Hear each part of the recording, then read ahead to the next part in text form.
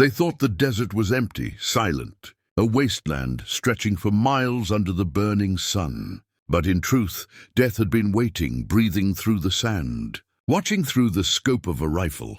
And when the first shot cracked across the dunes, the elite Navy SEAL team that believed nothing could ever rattle them suddenly froze, their confidence shattering like glass. Now, before I tell you the rest of this story, let me warn you, once you know how a lone sniper turned the most powerful warriors in the world into prey, you'll never look at war the same way again, so hit that subscribe button right now, because what you're about to hear is the kind of real, raw, and shocking tale that only comes once in a lifetime. The mission had started like any other. The SEAL platoon fast roped into the desert outskirts of a hostile territory where intelligence reports claimed a hidden smuggling network was operating. But what no one mentioned, what the satellites never caught, was that a ghost sniper had claimed this land as his own hunting ground, and every dune was his fortress. Commander Harris, leading the unit, had expected a quick in-and-out recon, secure some intel, maybe grab a few hostiles. But as the squad spread out under the blinding glare of the sun, a silence too heavy pressed on them. The kind of silence soldiers learn to fear because it means the enemy is watching. Then it happened, a single shot, sharp and precise, echoing through the dunes, and Petty Officer Miller dropped without even a scream. His helmet pierced dead center, and the SEALs instantly dove for cover, scanning horizons. But there was nothing but endless sand. "Where's the shooter?" one of them shouted, panic cracking through his voice. And suddenly, the most disciplined fighters in the world were crawling like hunted men, unable to find the phantom that had already claimed blood. The sniper, whose reputation none of them yet knew, was about to unravel the very core of their training. They scrambled low, sand filling their mouths and eyes, and Harris barked orders. But even his iron tone carried a quiver he hadn't felt since his first firefight years ago, because he realized this wasn't just a random ambush. This was a sniper who understood psychology as much as ballistics, who fired not just to kill, but to divide, to unnerve, to unravel. Every second stretched like an eternity as the men tried spotting glints of light. The shift of a dune, any shadow, but the desert was mercilessly blank, swallowing the enemy whole, and then another shot rang out, this time striking close to Ramirez, sending shards of rock spraying across his face. And though he wasn't hit, the message was clear. The shooter was toying with them. Whispers began to spread in the unit, some saying it had to be 2 or 3 shooters, others insisting it was a trap with hostiles surrounding them. But Harris's gut told him the truth, that this was one man, a master who had studied them, anticipated their movements, who could fire, reposition, and vanish before even elite American SEALs could respond. Fear crept into their bones, not just from the invisible bullets, but from the realization that their training manuals had never prepared them for an enemy who seemed like a phantom of the sand. By the 3rd hour of the engagement, the desert no longer felt like terrain to cross, but a living creature swallowing them whole. Every dune a rib cage, every shifting wind a breath, and every second without spotting the shooter an eternity gnawing at their sanity. Sweat drenched their gear, sand clung to their faces, and the sun, that had been a blazing enemy by day, was now dipping lower, casting long shadows that twisted into threatening shapes. And Harris, the commander who had led men through jungles, mountains, and seas, found himself pacing the limits of reason because nothing in his career had prepared him for an enemy that existed like smoke.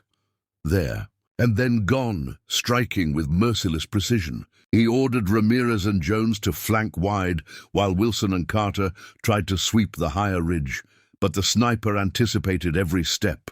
As though he could read the orders before they were spoken, Ramirez had barely crested a dune when a bullet hissed past his helmet, knocking him back into the sand, not killing but humiliating him. A shot so calculated it proved the sniper was choosing when and who to kill, not merely firing at opportunity. The SEALs whispered frantically over comms, voices overlapping, some pleading for air support, others swearing they saw figures darting across the horizon.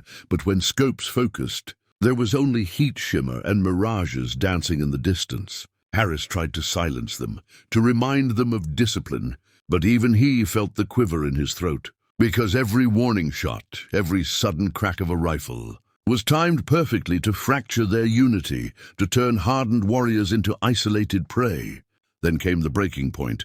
Doc Samuels, their medic, had been kneeling over Miller's body bag to secure him for extraction, and just as he finished zipping, a round pierced his chest, dropping him lifeless across the man he was trying to save. And for a moment the squad froze, not in combat instinct but pure horror, because the sniper had chosen to eliminate their lifeline, the man who could stitch wounds and steady nerves, and now with him gone, every scrape and cut carried the weight of death. Fear bred paranoia, paranoia bred mutiny. Ramirez accused Wilson of being too loud on comms, giving away positions, while Wilson snarled that Jones's constant shifting drew fire, and Harris realized with sinking dread that this was the true genius of the Phantom. They weren't being hunted by bullets alone, but by the collapse of their trust, their cohesion dissolving grain by grain like the dunes under their feet. Jones fired 3 blind bursts into the distance, screaming he saw a silhouette.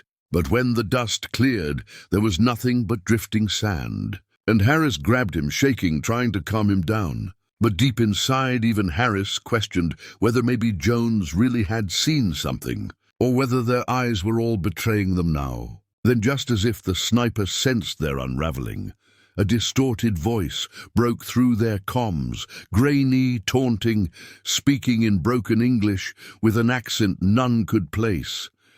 "I see you. All of you. Run, little soldiers. Run into my sand."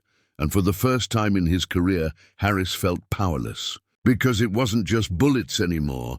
It was psychological warfare. The unseen enemy playing puppeteer with their fear. Desperate for control, Harris ordered them to regroup and push toward the coordinates the voice mocked them with, thinking perhaps they could flush the sniper out. But as they moved into the natural bowl of sand dunes, the commander's stomach sank, realizing too late what had happened. They had walked willingly into a trap, a perfect amphitheater where echoes distorted every command, where high ridges loomed on all sides like an arena built for slaughter. The SEALs spread out, trying to hold defensive lines, but the sniper opened fire in a pattern so deliberate it was as if he were writing his name in blood across the battlefield, each shot grazing close, never random, always cutting off escape routes, herding them deeper into fear. Carter went down next, a bullet catching him through the thigh, his screams filling comms, echoing unnaturally through the bowl, so loud they couldn't tell where the shot had come from. And as Harris tried dragging him back, another round obliterated Carter's radio, silencing him permanently, not killing immediately but making him a liability. Another brilliant tactic to force the team to carry weight under fire. The night sky bled into the horizon as the last light of day disappeared, and with darkness came new terror, because now every star above was mirrored by the faint glimmer of optics they imagined in the dunes. Each soldier swearing they saw the sniper's scope reflecting. Yet every time they fired back, they hit nothing, chasing ghosts. In the chaos, Harris whispered to himself, "He's not just one of us. He's above us, years ahead of us." And in his heart he knew this wasn't ordinary combat anymore. It was a performance. And they were the unwilling actors, trapped in the sniper's theater of fear. Night finally consumed the desert, the temperature dropping fast, as if the land itself wanted to bury the day's horror. And Harris, bleeding from his shoulder and exhausted beyond reason, stood up in the open, daring the Phantom to finish it, his voice cracking as he shouted into the darkness, "Show yourself!" Silence answered, then a single shot snapped past his ear, so close it tore his cap away but left him alive. And in that instant Harris understood. It wasn't mercy, it was a message.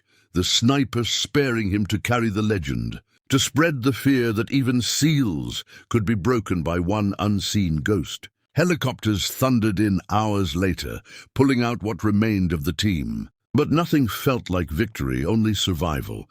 And when debriefed, Harris could only whisper the same words over and over. The phrase that had haunted every man that day, the phrase that would echo in every briefing room and barracks that heard the story, "Where's the shooter?"